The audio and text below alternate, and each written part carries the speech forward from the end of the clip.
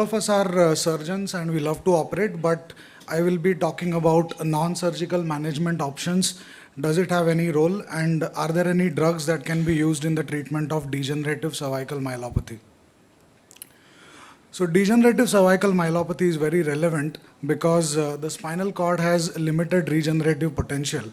So if we do not identify these cases early and start treatment, we may be dealing with patients with permanent disability. Secondly, we are dealing with an increasingly aging population which is highly active. So we are going to deal with changing demographics and more number of these cases. Unfortunately, the natural history of myelopathy is not very forgiving. Approximately 20 to 60% of patients will deteriorate neurologically over a period of 6 years. So clinical decision making that we are mainly going to discuss with the patient is whether we offer surgery or whether we go for conservative care. So the next speaker is going to talk in detail about the same, but as a thumb rule, patients with severe or moderate myelopathy graded as per the MJOA score have to be offered surgery unless contraindicated. However, those with mild myelopathy who are clinically stable, those without any clinical progression, you can offer a trial of a structured supervised conservative care.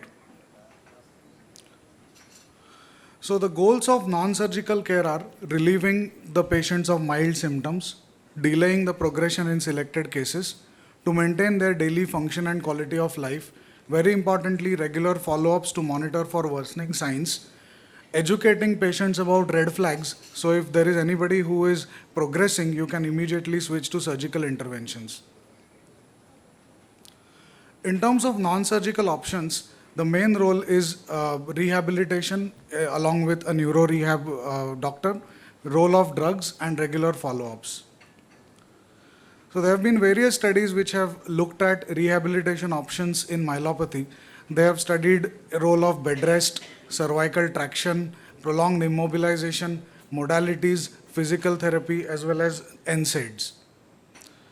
The most important, the best improvements were seen in patients with a soft disc herniation. So somebody with a soft disc herniation, it is potentially reversible, and those with dynamic instability where immobilization can reduce the microtrauma to the cord. Amongst all these things, very important is educating patients about red flags so that they can identify deterioration early. We are dealing with a subset of patients who are myelopathic with gait imbalance as well as osteoporotic. So if they sustain falls, it can be quite detrimental to their outcomes. Coming to the role of drugs, we have NSAIDs and steroids. So NSAIDs and steroids do not really alter disease progression. They can be used for symptom relief only. Steroids were previously widely used, but as you can see in today's studies, there is not much proven benefit in halting the progress of myelopathy. In fact, steroids will have detrimental effects on tissue healing, and steroids can also have higher chances of infection. So the role of steroids is going down. Pregabalin and gabapentin type medications can be used to treat neuropathic pain that is associated with myelopathy. Coming to neuroprotective agents, the first one is riluzole. So riluzole affects the glutamate-induced neurotoxicity. The initial studies of riluzole in animal models were quite hopeful. Unfortunately, they did not translate well in clinical trials. So we had one study coming from India, from Ganga Hospital, where Professor Rajsekharan et al. Studied the effect of riluzole. And a larger study was done by Failings et al. In North America, which was the DCM prospect trial. However, the results were equivocal. In spite of those results, riluzole off-label use is still being continued in myelopathy. The second neuroprotective agent is cerebrolysin. We had a prospective randomized controlled trial of cerebrolysin where Dr. Ayush Sharma was the primary investigator, and I was a part of the study, where cerebrolysin had good outcomes in surgically operated cases of myelopathy. Patients with cerebrolysin had better improvement in hand function. However, there has been only one RCT which has looked at cerebrolysin in conservatively treated cases. Apart from that, there have been some studies on erythropoietin, limaprost, as well as some other anti-FAS inhibitors. However, they have not been very promising.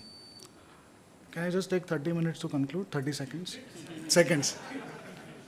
So going to future directions, we need better biomarkers to look for progression of the disease. We need more neuroprotective drugs. The currently available ones are not really good. And we need to have clear non-surgical protocols when to operate and when to conserve. So take-home message would be, for a patient with mild myelopathy, try rehabilitation with close supervision and patient education. We do not have any drug which stops the progression of myelopathy, unfortunately, yet. But initial results with stem cell therapy, particularly mesenchymal stem cells, is promising. Any patient of mild myelopathy with a progressively worsening disorder, surgery is a definitive line of treatment. So involve patients in your decision making. A shared decision with timely action will have good outcomes. Thank you.